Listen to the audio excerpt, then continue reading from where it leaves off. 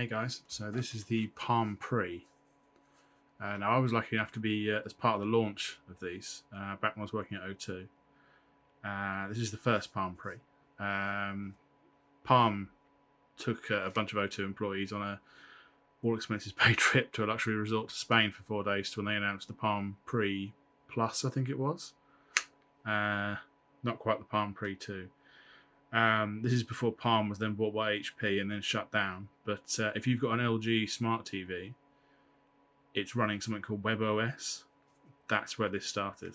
So this came out June 2009 in America. So a couple of years after the iPhone.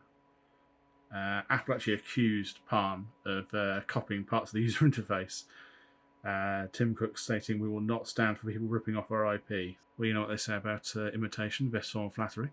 What made this different is, so this is the optional wireless charging back, which is why it's matte and also looking very grubby because the plastic rubber's deteriorating. It would normally have a gloss back, but you could get this with what's called the touchstone charger, which was a little puck which magnetically stuck to it and charged it wirelessly, which for 2009 was way ahead of the game.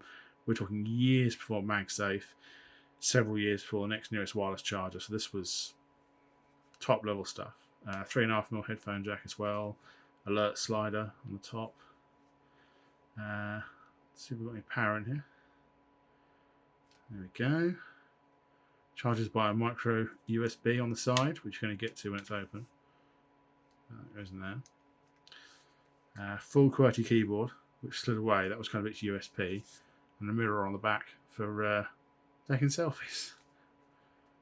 Only the one camera on the back. Front-facing cameras weren't such a popular thing by that point. Yeah, it's just a very lovely, slick user interface, and the design of it, it's lovely. I'd have this over an iPhone any day at the time. That's what Palm were hoping on, people who wanted something a bit more design focused. But yeah, it was fairly basic. I mean, it's a 380 by 480 screen, 3.2 megapixel camera with the flash. It's got Wi-Fi, it's got Bluetooth, it's got GPS. Supported 3G. Multi-touch capacitive screen. This original one was an 8 gig model. The Pre Plus was 16 gig of storage.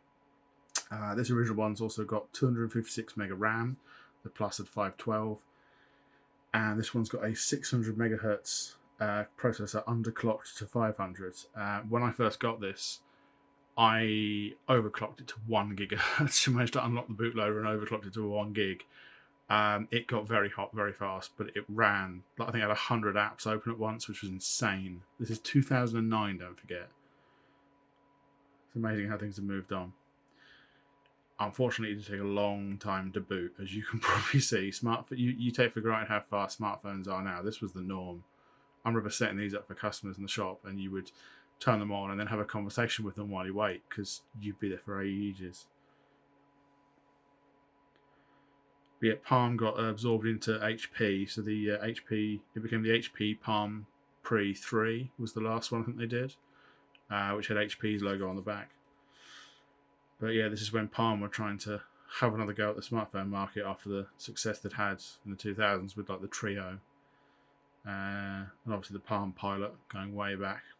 Unfortunately, it didn't really sell very well because it was around the same time as the iPhone.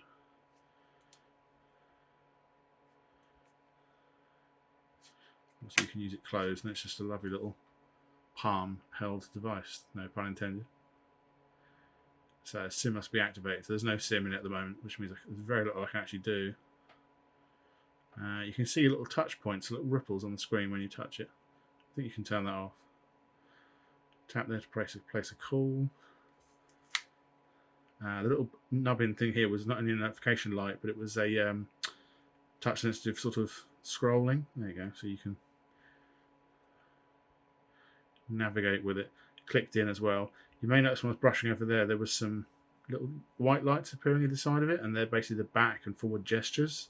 So this phone had gesture control back in the day. Can't demonstrate it going up and down, unfortunately, but yeah, I remember these. You got your volume buttons on the side as well, so I could. Don't think the volume's going to turn up.